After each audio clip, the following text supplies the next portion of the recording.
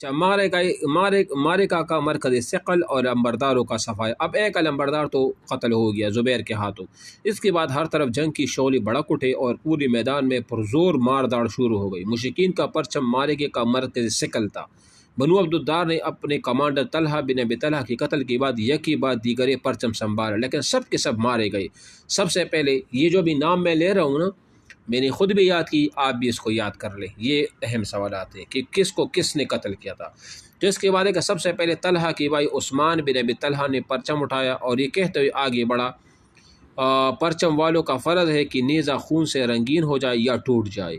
اس شخص پر حمزہ بن عبد المطلب نے حملہ کیا اور اس کے کندھے پر ایسی تلوار ماری کہ وہ ہاتھ سمیت کندھے کو کاٹتی اور جسم کو چیرتی ہوئی ناف تک جا پہنچی، یہاں تک کہ پیپڑے دکھائی وہ دینے لگی۔ مطلب یہ ہے کہ جو طلحہ عثمان بن ابی طلحہ تھا، اس کو کس نے قتل کیا؟ حضرت حمزہ نے۔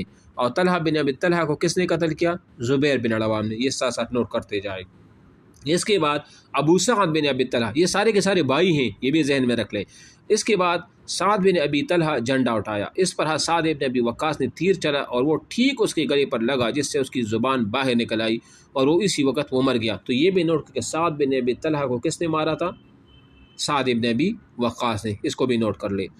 لیکن بعض سیرت نگاروں کا کہنا ہے کہ ابو سعد نے باہر نکل کے دعوت مبارزت دی اور حضرت علی نے آگے بڑھ کر مقابلہ کے دونوں نے ایک دوسرے پر تلوار کی اور ایک وار کیا، لیکن حضرت علی نے ابو سعد کو مار لیا۔ بہرحال سعد بن ابی وقاص کا نام آپ نوٹ کر لیں۔ اس کے بعد مصافح بن ابی طلحہ بن ابی طلحہ نے جھنڈا اٹھایا، لیکن اسے عاصم بن ثابت بن ابی افلح رضی اللہ تعالیٰ نے تیر مار کر قتل کیا۔ اس کو بھی نوٹ کر لیں کہ مصافح بن طلحہ بن ابی طلحہ، یہ طلحہ بن ابی طلحہ جو پہلا نمبردار ہے نا، یہ اس کا بیٹا ہے۔ کیا ہے؟ اس کا بیٹا ہے۔ اس کو کس نے قتل کیا؟ عاصم بن ثابت نے اس کو قتل کیا تھا۔ اس کے بعد اس کے بھائی کلاب بن ابی طلحہ نے جھنڈا وہ اٹھایا، مگر اس پر زبیر ٹوٹ پڑے اور لڑ بڑھ کر اس کا کام بھی وہ تمام کر دیا۔ تو طلحہ بن ابی طلحہ کا جو دوسرا بیٹا تھا نا کلاب، اس کو کس نے کہا؟ اس کو بھی زبیر بن العوام نے اس کا کام تمام کر دیا۔ پھر ان دونوں کے بھائی جلاس بن طلحہ بن ابی طلحہ، اب میری بات غور سے سنو، یہ پہلا باپ قتل ہوا، اس کے بعد اس کے بیٹے قتل ہو رہے ہیں، بات سمجھ آ رہی ہے نا؟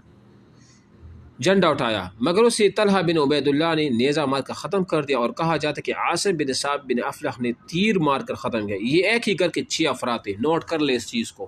کتنے افراد تھے؟ 6 افراد تھے۔ جنگ بدر میں یہ قتل ہوئے، ان کے ہاتھوں میں وہ جھنڈا تھے۔ ایک ہی گھرانے کے 6 افراد تھے، یہ اہم سوال ہے۔ یعنی سب کے سب ابو طلحہ عبداللہ بن عثمان بن عبدالدار کے بیٹے یا پوتے تھے، جو مشرکین کے جھنڈے کی حفاظت کرتے مارے گئے۔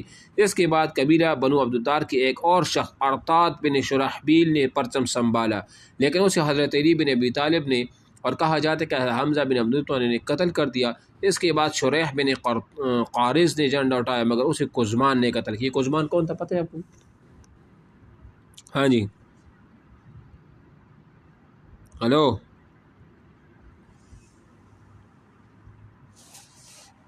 قزمان کون ہے پتہ ہے آپ کو؟ یہ قزمان جو تھا نا، یہ وہ منافق تھا۔ اگر سوال آ جائے نا کہ جنگ احد میں یا کون سی جنگ میں ایک منافق بھی مسلمانوں کی طرف سے شریک جنگ تھا، اس کا نام کیا تھا؟ قزمان تھا۔ یہ جب لڑ رہا تھا، انتہائی پامردی کے ساتھ لڑ رہا تھا، صحابہ نے اللہ کے نبی سے عرض کیا، اللہ کہ یہ تو جنتی ہے۔ آپ نے کہا جنتی نہیں ہے بلکہ جہنمی ہے۔ یہ آخر میں زخمی ہوئے چور چور ہو گیا، تو اپنی تلوار کو اپنے پیٹ کے اندر گھونس دیا اور اس طرح وہ قتل ہو گیا۔ تو یہ قزمان ہے، مسلمانوں کی طرف سے لڑ رہا تھا، ٹھیک ہے نا؟ اچھا، پھر شرحبیل بن ہاشم حبدری کی ایک لڑکی نے جھنڈا اٹھایا، مگر وہ بھی قزمان کے ہاتھوں مارا گیا۔ یہ بنو عبدالدار کے 10 افراد ہوئے۔ اچھا، نوٹ کر لو کہ بنو عبدالدار کے 10 افراد جنگ احد میں پرچم کو سنبھالتے ہوئے یہ کیا ہوئے تھے؟ قتل ہوئے تھے، جنہوں نے مشرکین کا جھنڈا اٹھا لیا، اور سب کے سب مارے گئے۔ اس کے بعد اس کی قبیلے کا کوئی آدمی باقی نہ بچا جو جھنڈا اٹھاتا، لیکن اس موقع پر ایک حبشی غلام نے، جس کا نام ثواب تھا، لپک کر جھنڈا اٹھا لیا اور ایسی بہادری اور پامردی سے لڑا کہ اپنے سے پہلے جھنڈا اٹھانے والے اپنے آقاؤں سے بھی بازی لے گئے۔ یعنی یہ شخص مسلسل لڑتا رہا یہاں تک کہ اس کے دونوں ہاتھ یکی بعد دیگرے کاٹ دی گئی، لیکن اس کے بعد بھی اس نے جھنڈے کو گرنے نہ دیا، بلکہ گھٹنے کے بل بیٹھ کر سینے اور گردن کی مدد سے کڑا کی رکھا، یہاں تک کہ جان سے مار ڈالا گیا، اور اس وقت بھی کہہ رہا تھا کہ یا اللہ، اب تو میں نے کوئی کسر باقی نہ چھوڑی۔ ایسے بیوقوف لوگ تھے۔ اس غلام ثواب کے قتل کے بعد جھنڈا زمین پر گر گیا اور اسے کوئی اٹھانے والا باقی نہ بچا، اس لیے وہ گرا ہی وہ رہا۔ باقی اس میں جنگ کی کیفیت ہے، یہاں تک سمجھ آ گئی آپ کو؟ یہ جو نام میں نے بتا دی اہم یہ نوٹ کر لیں۔ اچھا اب باقی کیا ہوا تھا؟ ایک طرف مشرکین کا جھنڈا مارے گیا کا مرکز ثقل تھا، تو دوسری طرف میدان کے بقیہ حصوں میں بھی شدید جنگ جاری تھی۔ مسلمانوں کی صفوں پر ایمان کی روح چائی ہوئی تھی، اس لیے وہ شرک و کفر کے لشکر پر اس سیلاب کی طرح ٹوٹ پڑ رہے تھے جس کے سامنے کوئی بند ٹہر نہیں پاتا۔ مسلمان اس موقع پر امت انتہائی اہم سوال یہ ذہن میں رکھ لیں کہ مسلمان امت یعنی مارو امت کا معنی کیا ہے؟ مارو۔ بدر میں کیا کوڈ ورڈ تھا مسلمانوں کا؟ احد کیا کوڈ ورڈ تھا؟ اور احد میں تھا امت یعنی مارو۔ یہ نوٹ کر لے کہ یہ کوڈ ورڈ تھا مسلمانوں کا۔ اور جنگ خندق میں کیا کوڈ تھا؟ یا منصورو امت یا منصورو، ٹھیک ہے نا؟ اور اس جنگ میں یہی ان کا شعار تھا۔ ادھر ابو دجانہ نے اپنی سرخ پٹی باندھی۔ اچھا ایک اور بات بتاؤ، یہ جب ابو دجانہ کی بات آ گئی نا، جنگ احد میں کون سے صحابی جس کو آپ علیہ السلام نے اپنی تلوار دی تھی، وہ کہا کہ کون ہے جو اس کا حق ادا کرے، تو وہ ابو دجانہ تھا جو لڑے تھے۔ اور ابو دجانہ کا اصل نام کیا تھا؟ سماک بن خرشہ۔ کیا نام تھا؟ سماک بن خرشہ۔ رسول اللہ صلی اللہ علیہ وسلم کی تلوار تامے اور اس کے حق کی ادائیگی کے عزم مصمم کی پیش قدمی کی اور لڑتے ہوئے دور تک جاگو سے وہ جس کسی مشرک سے ٹکراتے اس کا سوائے کر دیتے۔ انہوں نے مشرکین کے صفوں کے صفیں الٹتی۔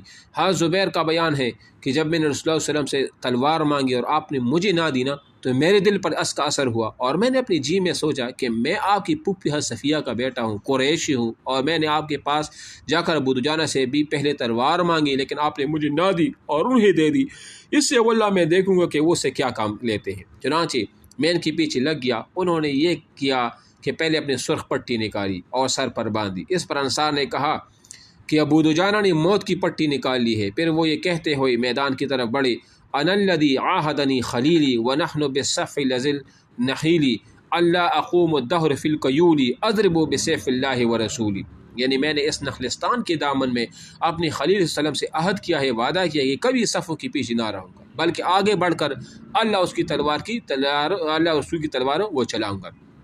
اس کے بعد انہوں نے جو بھی مل جاتا اسے قتل کر دیتا۔ اسی ادھر مشرکین میں ایک شخص تھا جو ہمارے کسی بھی زخمی کو پا جاتا تو اس کا خاتمہ کر دیتا۔ یہ دونوں رفتہ رفتہ قریب ہو رہے تھے۔ یہاں سے غور سے سنو، میں نے اللہ سے دعا کی کہ دونوں میں ٹکر ہو جائے۔ کون کہتا کہ میں نے اللہ سے دعا کی؟